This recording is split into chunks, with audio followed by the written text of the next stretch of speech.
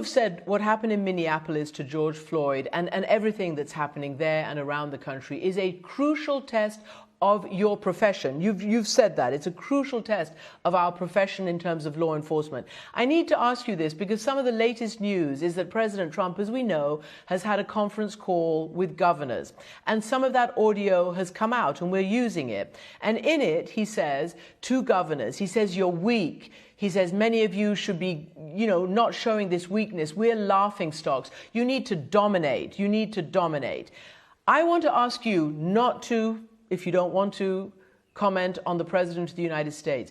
But is the right direction for police today in this environment to go out and dominate and to show that they're quote unquote not weak? What should the police be doing now to calm this terrible situation?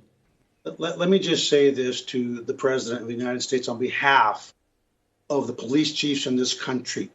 Please, if you don't have something constructive to say, keep your mouth shut, because you're putting men and women in their early 20s at risk.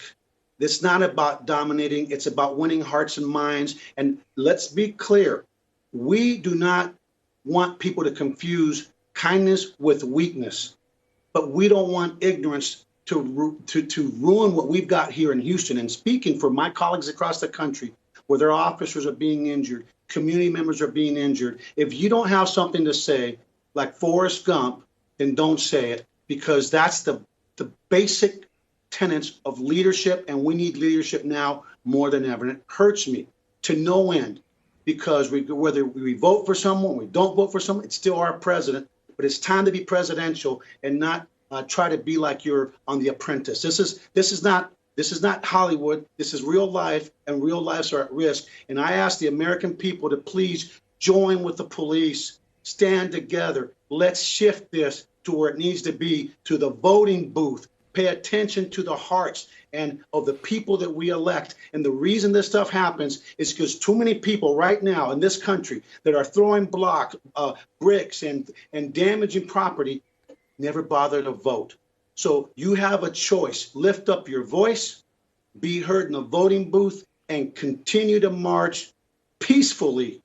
So the focus remains on bad policing, criminal policing. And let's be real honest. This is not just about policing. It's about society and this disproportionality of the things going on in our country, from education to health to food to everything that we all as human beings hold near and dear.